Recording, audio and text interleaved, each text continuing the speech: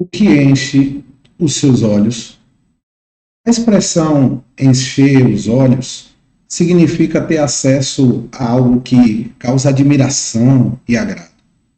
Nós poderíamos dizer, por exemplo, aquela casa é de encher os olhos, ressaltando a beleza e a magnitude de uma construção. Nos dias de Jesus, havia uma construção exatamente assim, de encher os olhos.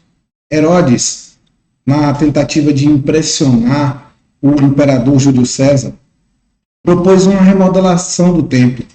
O mesmo templo que havia sido erguido por Salomão, depois destruído pelos babilônicos e reerguido entre os reinados de Ciro e de Dario, Jesus e os discípulos, assentados sobre o Monte das Oliveiras, eles desfrutavam de uma visão panorâmica do Vale do Cedrão, que alcançava até o templo de Herodes. Os discípulos ficaram admirados com aquela visão imponente, com aquela construção enorme, que já havia 50 anos iniciada e ainda não estava concluída totalmente.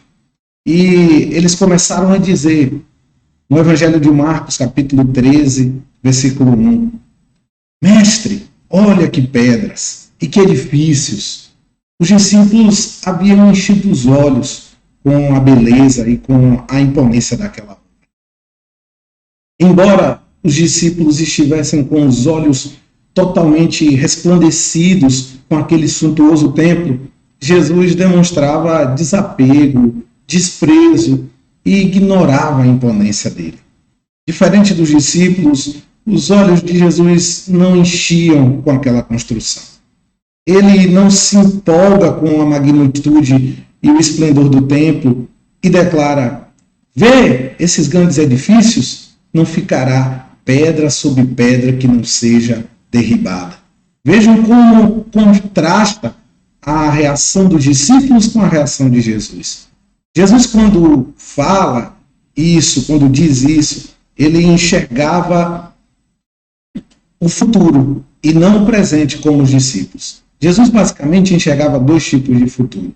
Primeiro, o futuro imediato, pois Jesus sabia que num futuro imediato, poucos anos depois, no ano de 70 depois de Cristo, o general Tito invadiria a Jerusalém e destruiria, e o templo cairia.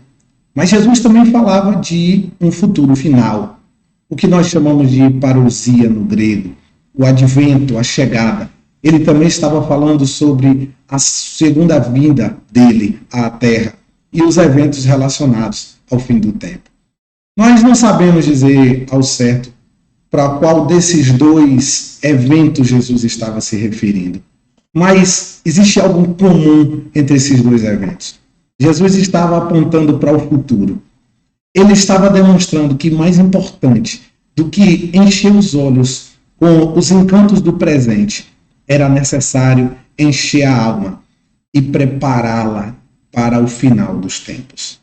Jesus então falou sobre guerras, sobre pestes, sobre falsos profetas, sobre fome, sobre terremotos, sobre perseguição, sobre martírio. Falou sobre a pregação do evangelho alcançar a escala mundial, sobre divisões familiares, sobre fenômenos apocalípticos na natureza e sobre as convulsões sociopolíticas que precederiam o fim. Enquanto os olhos dos discípulos se enchiam com a magnitude e a suntuosidade das coisas terrenas, Jesus o chamava, o conclamava a encher os olhos com as coisas celestiais, com os aspectos do reino dos céus. Como facilmente nós prendemos a nossa atenção nas coisas desse mundo. Como nós nos distraímos inutilmente com coisas passageiras. Como a vaidade nos engoda, nos arrasta sorrateiramente os nossos olhos para as profundezas desse século. Como ficamos rendidos às coisas terrenas tão depressa. E como dificilmente esses mesmos olhos que se enchem para tantas coisas se arrastam para as coisas do alto. Quão raro é que os nossos olhos brilhem pelo reino de Deus e pela sua justiça. porque nossos olhos não se enchem na mesma proporção para os encantos do reinado de Cristo e da sua vinda, que voltará para buscar sua igreja. Jesus está me convidando e te convidando hoje a mudar a razão pela qual os seus olhos e os meus olhos se enchem. Ele deseja priorizar o encher dos nossos olhos pela sua palavra, pelo seu reino e pelas coisas do alto. É bem certo que se eu e você enchesse os nossos olhos e devotasse a nossa vida em favor do reino, da mesma forma e na mesma proporção que nós fazemos para os nossos objetivos pessoais, nós seríamos eficientes, eficazes e diligentes servos do Senhor. O que tem enchido os nossos olhos? Que os nossos olhos possam brilhar, marejar, lacrimejar, e se necessário for até mesmo derramar as lágrimas pelas obras, pelos encantos, mas não desse tempo, mas pela grande obra final. Aquela que João teve o privilégio de ver em Apocalipse, capítulo 21, a obra dos 12 fundamentos, com os muros de jaspe, com as portas de pérola, com a praça de ouro semelhante a vidro transparente, cidade santa, a nova Jerusalém.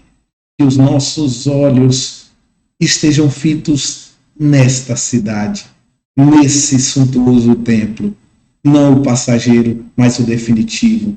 Que os nossos olhos estejam cheios de esperança para desfrutar com Cristo e seus salvos a vida eterna que Ele preparou para nos dar.